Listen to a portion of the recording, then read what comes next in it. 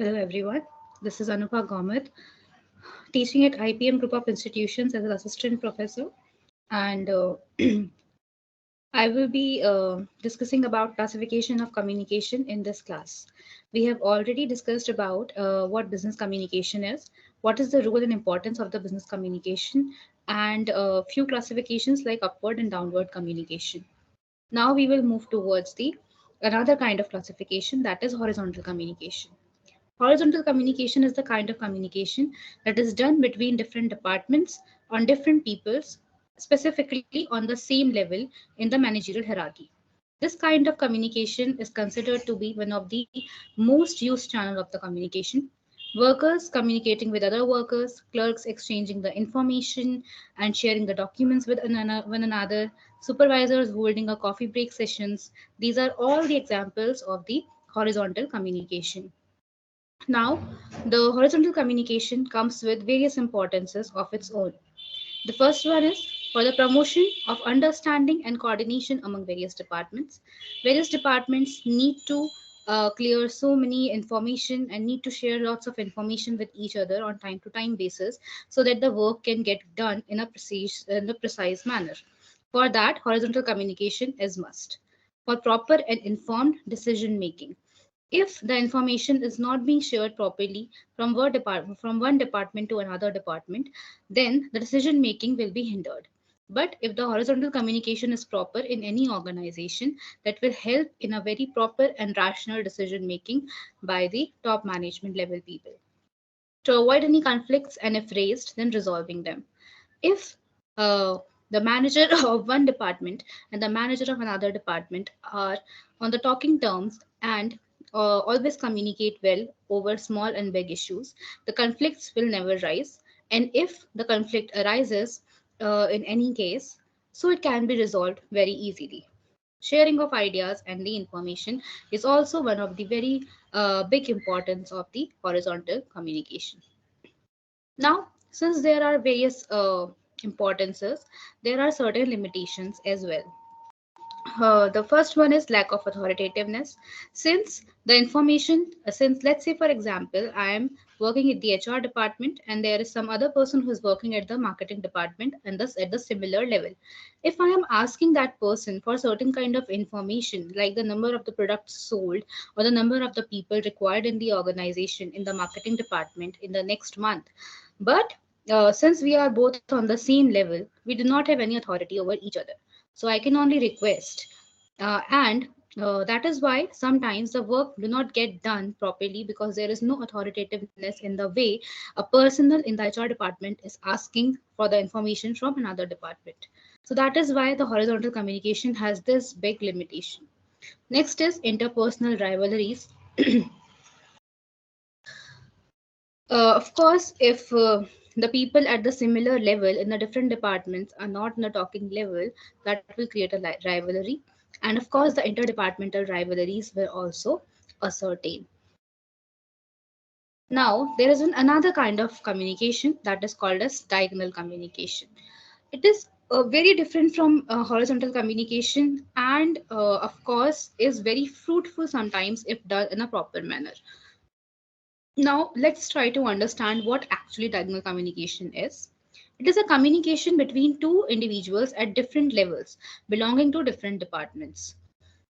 Now, here the departments are also different, and the level at which both the people are who are trying to communicate with each other, that level is also different.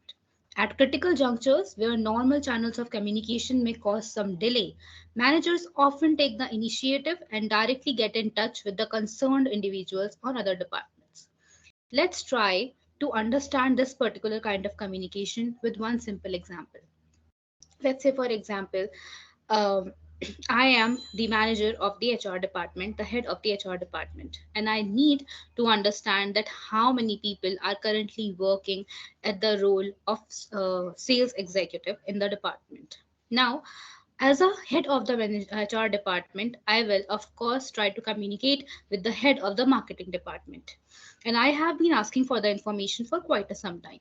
But since that head of the marketing is not being able to share the information due to any reason, like maybe he is busy, or he do not have the information at present, so he is trying to collect it, or maybe because he is occupied in some other stuff, that is why he's not being able to share the information.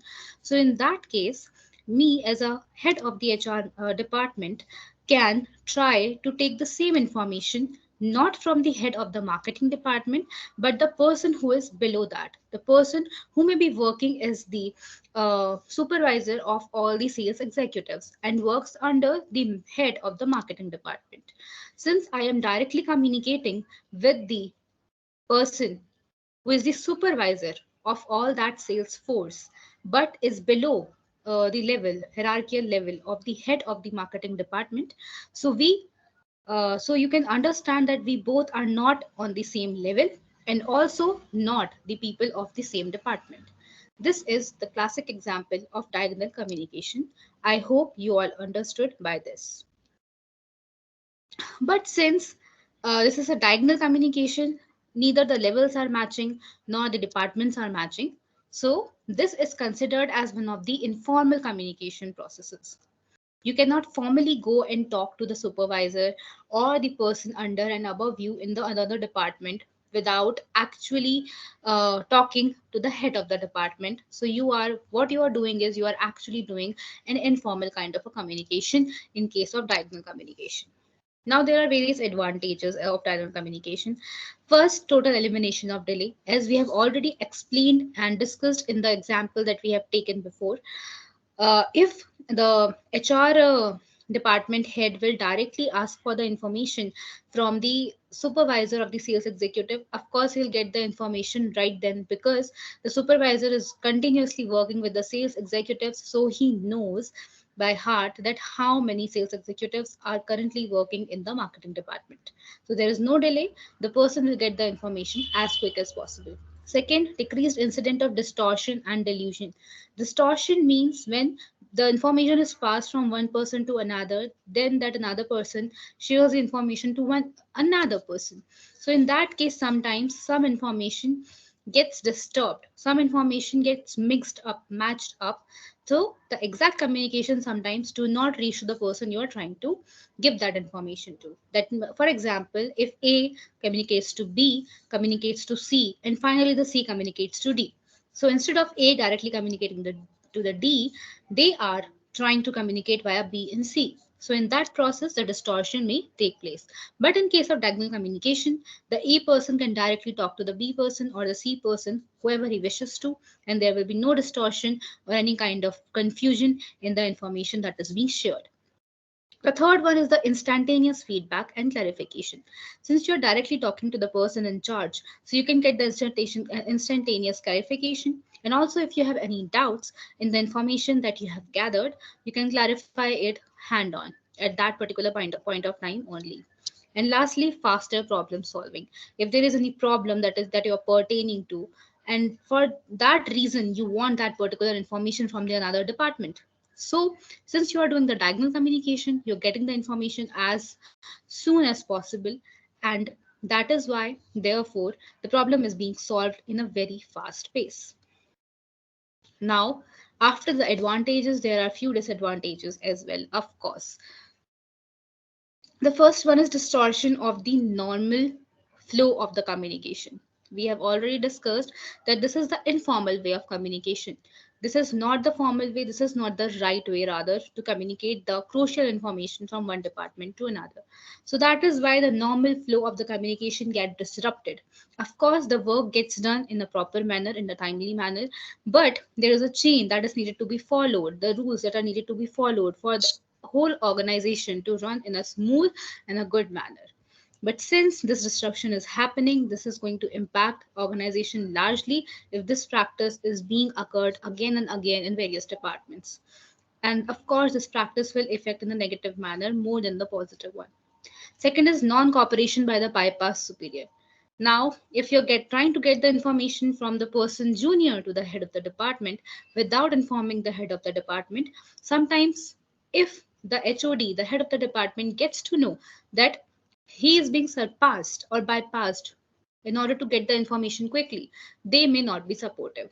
They may scold the person who is junior to them, they may punish them, they may give less scores in the performance evaluation, because that is, of course, not the right way to communicate. So that is why the relations will be, of course, disrupted and distorted. And that will lead to lots of chaos and anarchy. Now, there is one another and very interesting form of communication that, of course, we have discussed in a precise manner in the diagonal communication. That is the informal communication. Now, what is actually informal communication? That is also largely called as grapevine, normally called as grapevine. This operates in every organization, this kind of informal channel of communication. Every organization, whosoever it is, how big it is, how small it is, how established it is, or how big of a brand image that organization has, it doesn't matter. The grapevine will always be there, no matter how much formal types of communication or the sources of communication you try to build up, no matter how sophisticated or systematic communication system you try to build up in the organization, there will always be a small informal communication going on. This kind of communication, of course, do not have any rules or any lines that they follow.